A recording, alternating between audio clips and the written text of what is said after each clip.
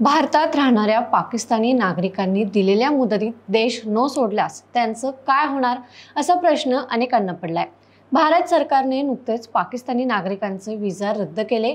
त्यांना 27 एप्रिल 2025 पर्यंत भारत सोडण्याचे आदेश दिले।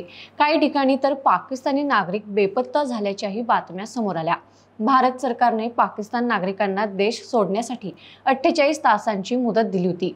ही मुदत आता संपली आहे। अशा परिस्थितीत जे पाकिस्तानी नागरिक भारत सोडणार नाहीत, दिलेल्या मुदतीनंतर देशात पाकिस्तानी नागरिक पकडले गेले तर त्यांचं काय होणार?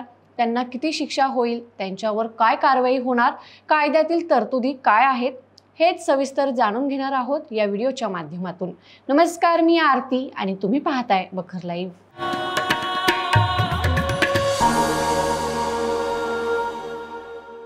नुकतंच भारत सरकारने एक मोठा निर्णय घेतला। पहलगाम इथं झालेल्या दहशतवादी हल्ल्यानंतर देशभरात सुरक्षा व्यवस्थेला बळकटी देण्यासाठी सरकारने कठोर पावलं उचललीत। याचाच एक भाग म्हणून भारतात राहणाऱ्या पाकिस्तानी नागरिकांचे वैध व्हिसा रद्द करण्यात आलेत।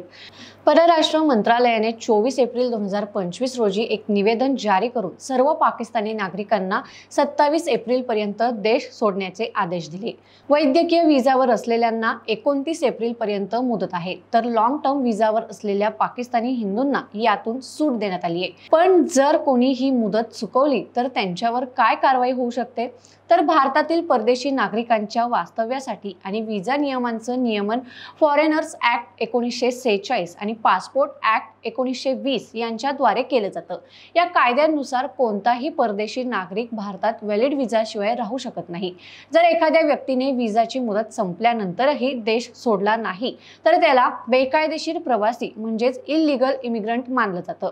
याशिवाय सिटिझनशिप ऍक्ट 1955 मध्येही परदेशी नागरिकांच्या नागरिकत्वाशी संबंधित नियमांचा उल्लेख आहे, ज्यामध्ये बेकायदेशीर स्थलांतरितांना नागरिकत्व देण्याची तरतूद नाही।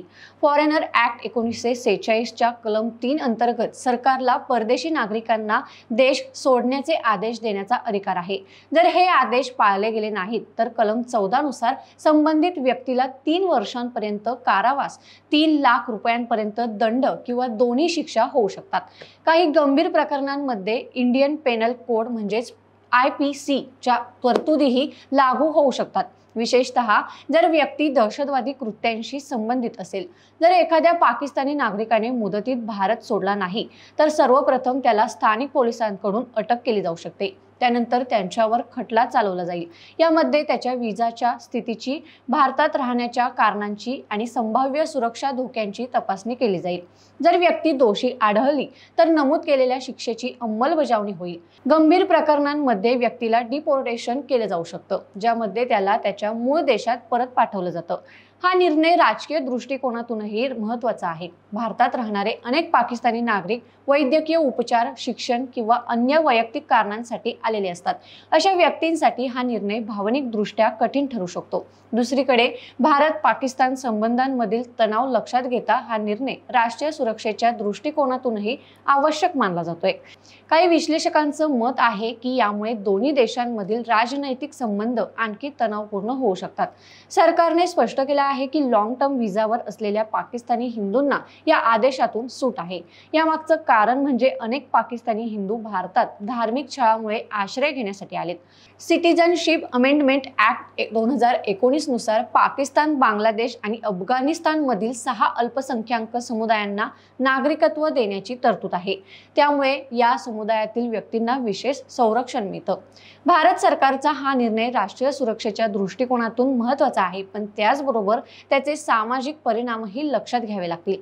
तुम्हाला हा व्हिडिओ कसा वाटला आम्हाला कमेंट करून नक्की सांगा आणि अशाच महत्त्वाच्या आणि माहितीपूर्ण व्हिडिओसाठी बखर लाईव्हला सबस्क्राइब करायला विसरू नका।